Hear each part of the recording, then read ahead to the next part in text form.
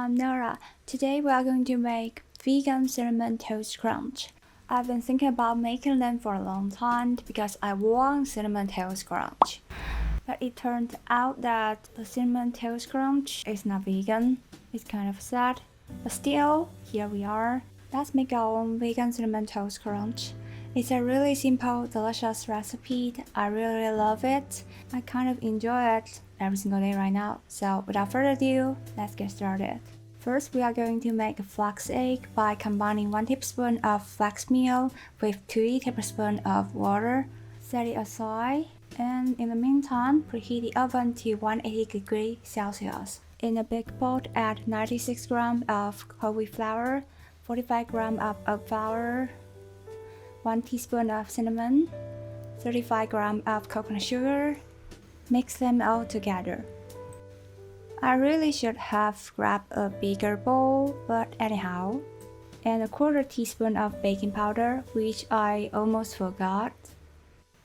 Then add 30 grams of melted coconut oil. And we are going to need some aquafaba, also known as chickpea water.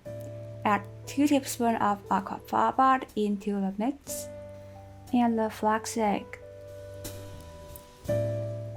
Mix all together with a fork.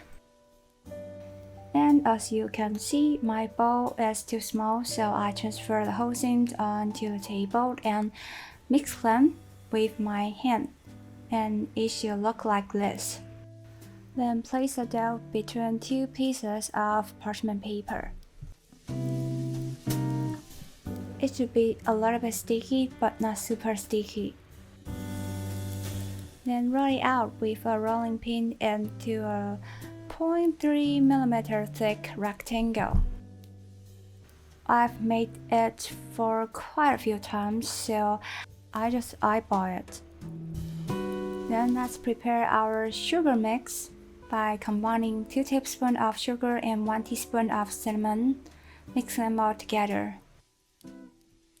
Then brush the dough with some aquafaba. You can also use plant-based milk.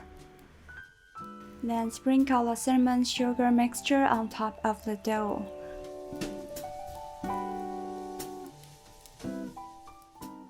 Spread it out evenly with your fingers. Then use a sharp knife or a pizza cutter to cut out the squares. Again, I don't usually measure them, I just eyeball everything.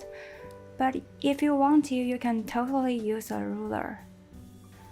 And as you can see, the edges will not be perfect. I think it's okay, because the most important thing for me is the taste.